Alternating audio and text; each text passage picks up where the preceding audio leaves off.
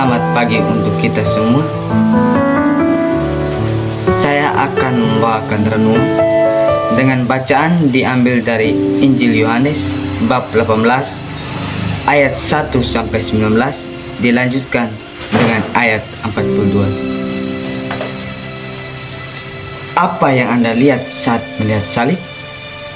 Dosa dunia, penderitaan, kesakitan, kehilangan, kesedihan, perpisahan, kematian, sampai taraf tertentu.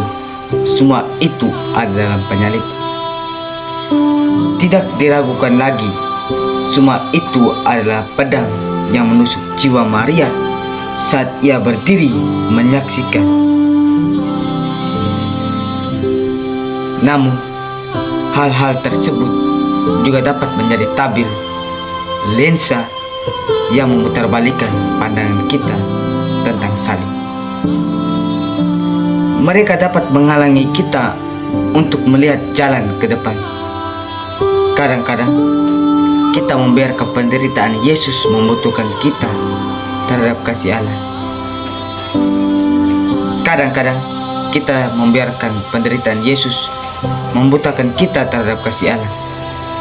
Hari ini seluruh dunia memutar ulang peristiwa sejarah yang paling ngeri, paling keji, dan paling tidak manusiawi. Tidak ada derita yang melebihi derita Yesus ini.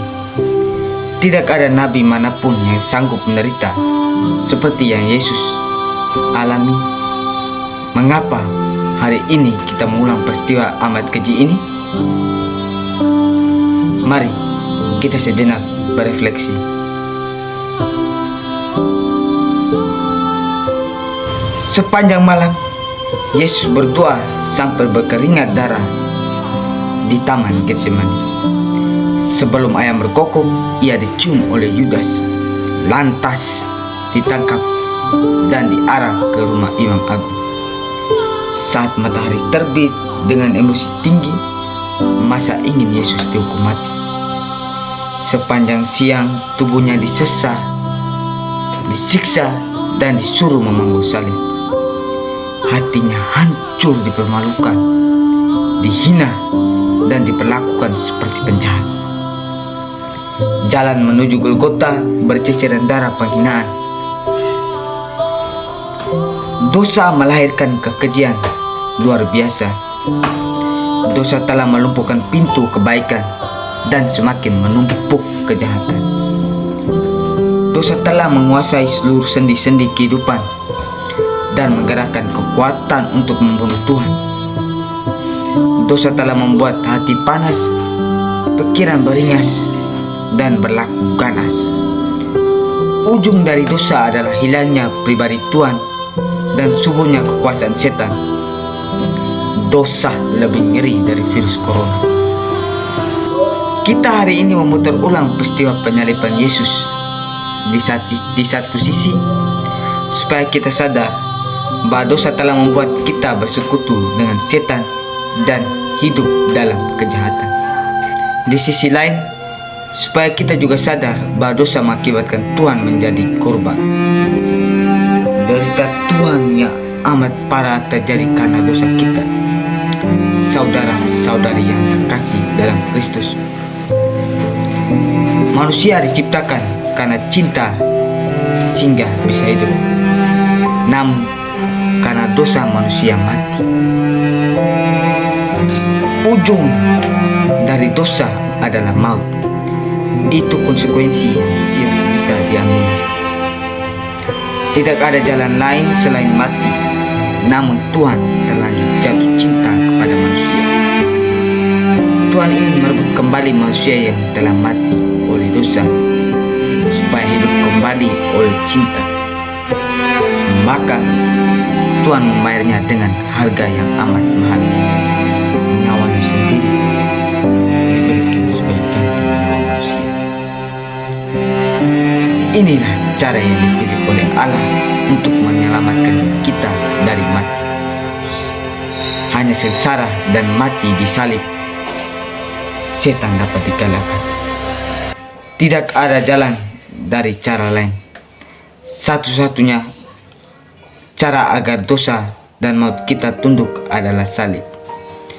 Untuk itu, pada saat-saat terakhir, ketika tekanan hidup begitu berat dan hebat, Yesus tetap setia dan taat kepada Bapanya.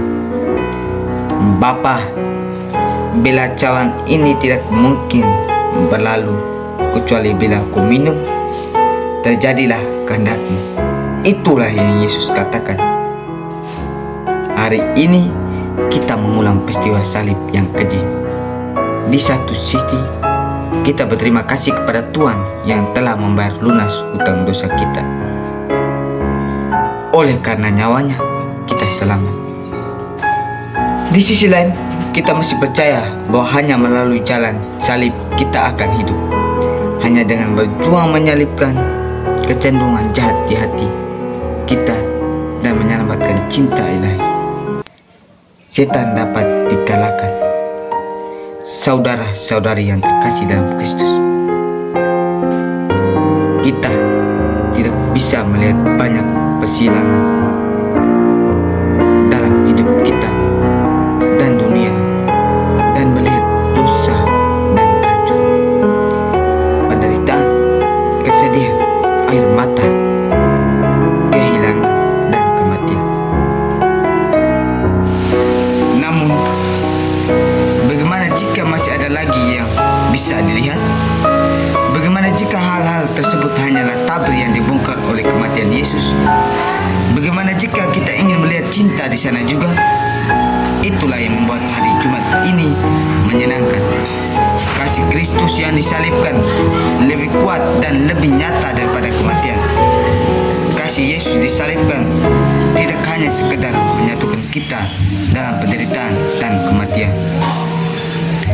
Itu membawa kita melewatinya. Kasih Allah mengalahkan dosa dan kematian setiap saat.